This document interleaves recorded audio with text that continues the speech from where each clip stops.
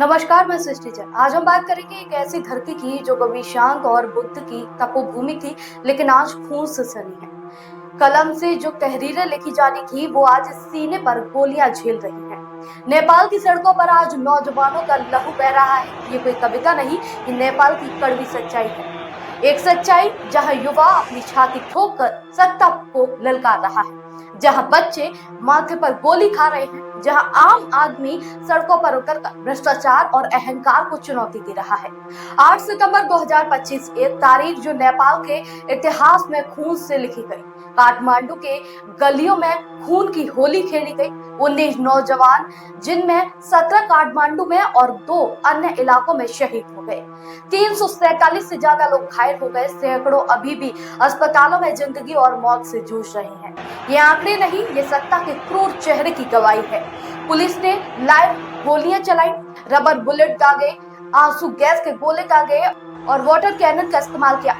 किसके खिलाफ? अपने ही बच्चों के खिलाफ। वो बच्चे जो नेपाल का भविष्य थे। एक तस्वीर ने दुनिया को झकझोर कर रख दिया।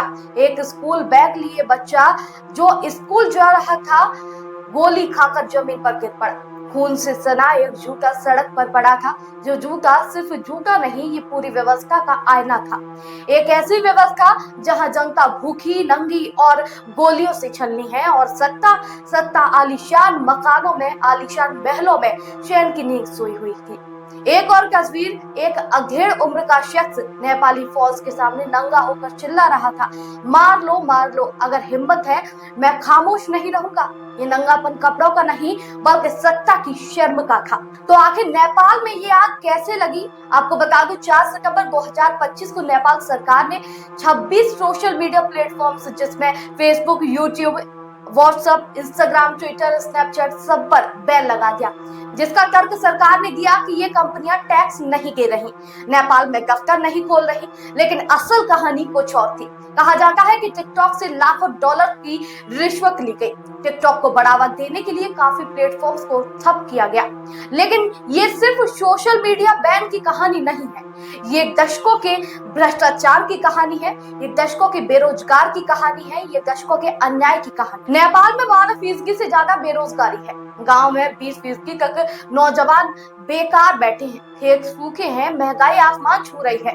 लाखों नेपाली हर साल विदेश भागते हैं सिर्फ 2 वक्त की रोटी के लिए, और नेता वो घोटाले कर रहे हैं, रिश्वत ले रहे हैं और कमीशन खोरी में डूबे हैं। उनके बच्चे, जिन्हें नेपो किड्स कहते हैं, विदेशों में लग्जरी कारों में घूमा करते हैं, महंगे रिसोर्ट्स में छुट्टियां मना रही हैं। उनके वीडियो सोशल मीडिया पर भी वायरल थे। यहीं से चिंगारी भड़की। सरकार ने सोचा बैन लगाएंगे, आवाज दब जाएगी, लेकिन उल्टा हो गया। चिंगारी तूफान में बदल गई। काठमांडू की सड़कों पर लाखों लोग उतरे। पोखरा, बुटवल, बैरवा, भरतपुर, इटहरी, दमन, हर जगह कर्फ्यू के बावजूद नौजवान सड़कों पर थे। बूढ़े, औरतें, बच्चे, सबसे आगे युवा। ये भीड़ सिर्फ भीड़ नहीं, सत्ता के खिलाफ खड़ा हिमालय था। प्रदर्शनकारियों ने संसद भवन पर हमला किया, बैरिकेड तोड़े, आग लगाई। पुलिस पीछे हटी, मंत्री जी ने इस्तीफा दे दिया और प्रधानमंत्री के शर्मा ओली को सरकार छोड़नी पड़ी। सोशल मीडिया बैन हट गया, लेकिन ये जीत पूरी नहीं।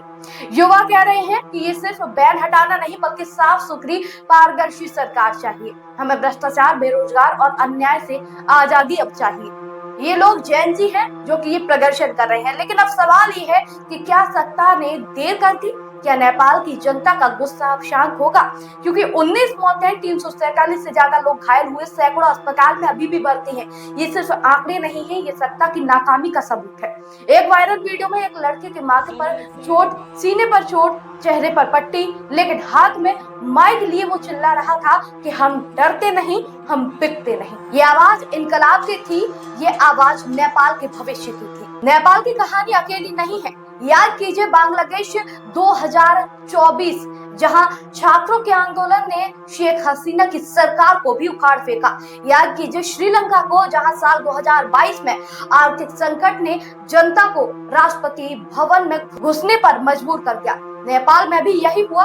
भ्रष्टाचार, महंगाई, बेरोजगारी ने जनता को तिल तिल मारा और जनता ने सत्ता को पलट दिया। दोस्तों, नेपाल की ये तस्वीरें सिर्फ तस्वीरें नहीं है, बल्कि सत्ता के खिलाफ खुली किताब है। खून से सना झुका, नंगे होकर ललकार के प्रदर्शनी और लाखों की भीड़, ये सब बताती है कि नेपाल की नई पीढ़ी अब खामोश नहीं। नेपाल के युवा आज इतिहास रच रहे हैं, लेकिन सवाल अभी बाकी है कि क्या नेपाल अस्थिरता में स्थिरता की ओर जाएगा? क्या ये आंदोलन नेपाल को हमेशा के लिए बदल देगा? क्या सत्ता अब जनता की जिम्मेदारी समझेगी? ये तो वक्त बताएगा, पर एक बात साफ है कि जिस ओर जवानी चलती है उस ओर जमाना चलता है। जय हिंद, जय भारत। अगर आपको हमारी ये खबर पसंद आई हो तो हमारे चैनल को भी लाइक, शेयर और सब्सक्राइब करना ना भूलें। नमस्कार।